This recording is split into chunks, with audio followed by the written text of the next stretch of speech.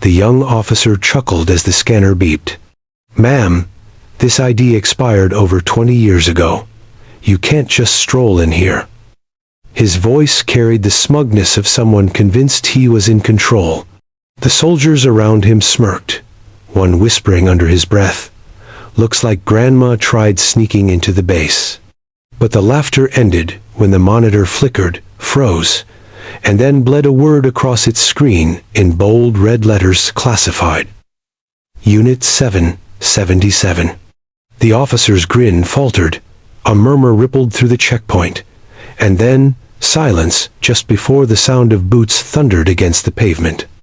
A 4-star general, his face pale, sprinted toward the woman they had mocked. She stood small in the shadow of the fortified gate, her posture straight, but her frame frail. Her coat was worn, its fabric weathered by decades of rain and Sunday. A faded scar curved across her jaw, and her gray hair was pulled back into a braid that spoke of discipline, not vanity. Her eyes were steady, too steady, the kind of gaze that has seen men die and nations crumble. The soldiers saw only age. They did not see the silence in her, the kind that comes from carrying ghosts. Her name was Evelyn Cross, though few living men still remembered it. Once, she had moved like a shadow across continents. She had trained in deserts where the sand burned her lungs, in frozen tundras where the wind cut through bone. She had parachuted into places where no rescue would come, carried messages that could end wars, and watched brothers in arms fall so that she might complete the mission.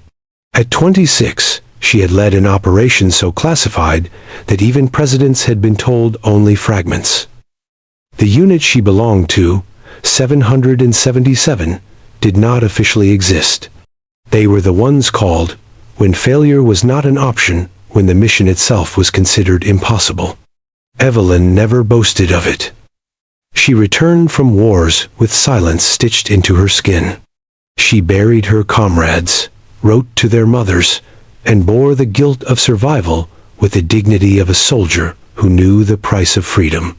But time had been cruel. The medals were tucked away in a shoebox. The name Unit 777 was erased from records. And now she stood at a gate, being laughed at by children in uniform. The officer scanned the ID again, as if the machine had glitched. But the letters remained, pulsing, alive, impossible to override. Classified, Unit 777 top priority alert. And then came the general, his breath ragged, his voice breaking as he shouted, "Clear the way. Stand down. Do you fools even know who this woman is?" The checkpoint went silent. The smirks evaporated. The young officer stammered, "Sir, she just had an old ID, we thought." The general cut him off. His hand trembled as he saluted Evelyn. Not a crisp, performative salute, but one heavy with reverence. "Ma'am," he whispered, "it's an honor. Forgive us. We didn't know." Evelyn's face did not change.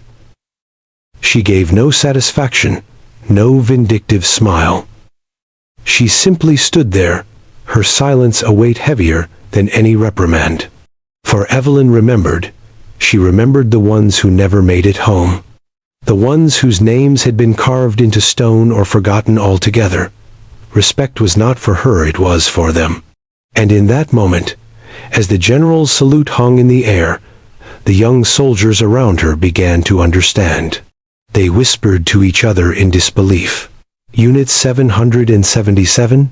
That's just a rumor." "No," one muttered. "If the system flagged it, it's real." God, we laughed at her. The guilt thickened the air. No one dared move. Finally, Evelyn spoke, her voice low, gravelly, but steady. "Respect is not owed to faces you recognize. It is owed to sacrifices you will never see." Her words pierced sharper than any reprimand. The general lowered his head. He knew she was right. In the distance, civilians who had been watching the commotion began to gather, Sensing something extraordinary, phones slipped into pockets. Hats were removed. Silence spread, not by command, but by instinct. People stood taller. Even the wind seemed to pause, as if unwilling to interrupt. The same officer who had laughed moments ago now stood rigid, his face red with shame. He swallowed hard, his eyes glistening. "Ma'am, I didn't know." Evelyn turned her gaze to him. Not with anger, not even with disappointment, only with the weight of truth. The greatest battles are fought, so you never have to know. The words hung in the air like scripture. Then came the shift. The general straightened, his voice firm. "Attention," he barked, and every soldier snapped into formation. But this time, the salute was not to him, it was to her. Dozens of hands rose to brows. Uniforms stiffened. Even civilians placed hands over hearts. The mocking laughter had turned into something unshakable respect.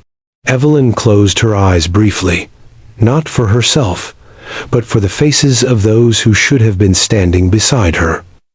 She whispered inwardly their names, each syllable a prayer.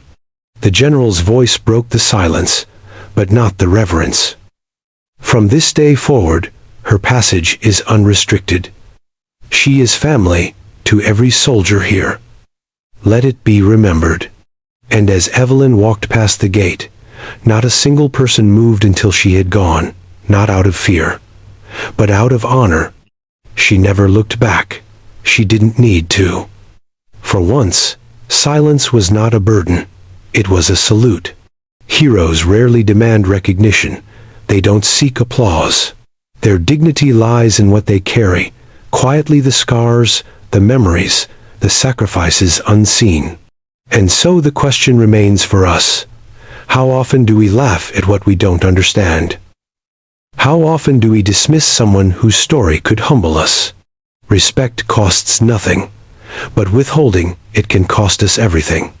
Evelyn's words deserve to linger with us. Respect is not owed to faces you recognize. It is owed to sacrifices you will never see. Wherever you're watching this from, pause, reflect, and honor the silent heroes in your life. The ones who never tell their stories, but whose lives made yours possible. Share your thoughts below. Subscribe for more stories that remind us of the strength in silence, the weight of sacrifice, and the unseen battles fought on our behalf. Because somewhere, even now, another Evelyn walks among us unnoticed, uncelebrated, but unshakable.